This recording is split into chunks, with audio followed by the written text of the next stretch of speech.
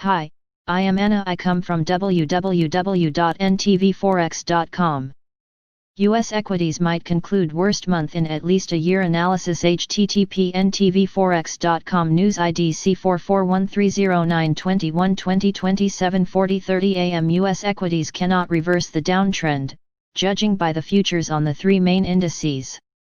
Both the Dow and the S&P 500 futures are down 0.64% at the time of writing, while Nasdaq has declined by 0.76%. Last Friday concluded the third bearish week in a row, which is already the longest streak in about a year. The stock market has lost almost all gains from August, which was the best August in over 3 decades. The main topics of interest are the aggravating coronavirus pandemic, the COVID vaccine race, and the nearing US election. The 3-week slide was driven by the tech sector, which previously boosted the market. Tech stocks have dropped on investors' fears of overvaluation after hovering too much within the overbought level. Also, options of many individual stocks and ETFs expired, triggering the sell-off. Meanwhile, US lawmakers still can't find consensus on a new stimulus package to support the economy amid the pandemic. The debate between Democrats and Republicans will become even more consuming after Supreme Court Justice Ruth Bader Ginsburg has died and the two parties will enter a difficult nomination process. Asian stocks are bearish at the start of the week, as investor sentiment is hurt by an increase in coronavirus cases in Europe and following the correction in the US stock market.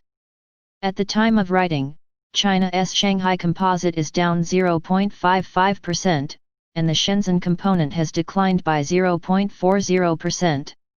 Earlier today, the People's Bank of China maintained the benchmark lending rate for corporate and household loans at previous levels for the 5th consecutive month, in line with expectations.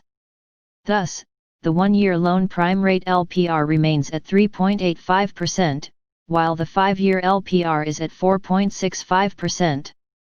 South Korea's Kospi has edged down 0.92% after initial gains, and Australia's S&P ASX 200 is down 0.77%. Japanese markets are closed for a holiday. Hong Kong's Hang Seng Index has tumbled 1.69%, with the share price of HSBC's Hong Kong subsidiary A, the largest bank in Hong Kong A, falling to their lowest level since 1995. HSBC is one of the banks charged with moving large amounts of illicit funds over about 2 decades, according to a file leaked from the Financial Crimes Enforcement Network FinCEN. German Deutsche Bank has reportedly facilitated more than half of the illicit transactions from the leaked document. In other individual corporate news, Donald Trump approved a deal involving TikTok's parent ByteDance, in which Oracle and Walmart would take minority stakes in a new entity called TikTok Global.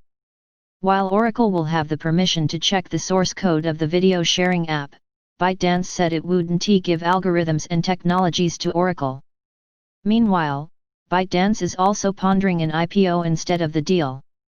As for the European equities, markets will open in the red as investors are concerned about the second wave of the pandemic. Denmark, Greece, and other countries have re-imposed restrictions, while the UK is thinking about a new lockdown. The WHO has noted that in the last 2 weeks, the number of new cases in more than half of EU states has doubled. In the commodity market, oil is juggled by bulls and bears. Initially, crude futures increased as the US Gulf Coast is about to see a third storm in about a month, which will continue the disruptions in production.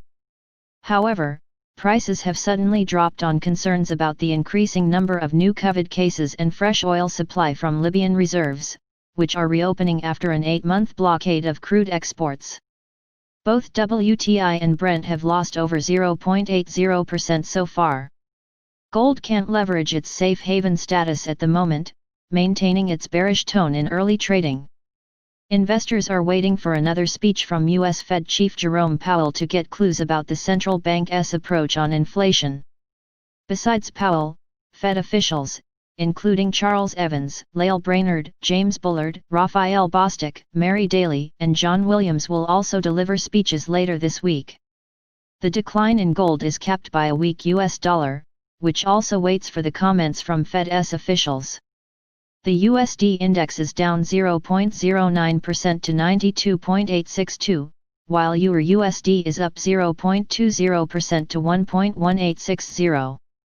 NBSP stay on top of the markets with Swissquota's News Amp Analysis. NBSP. Subscribe our channel to receive the news as soon as possible. Thank you for watching. If you want to read real-time news, text messages to MT5 Expert Advisors page at https://m.me/mt5.expert.advisors.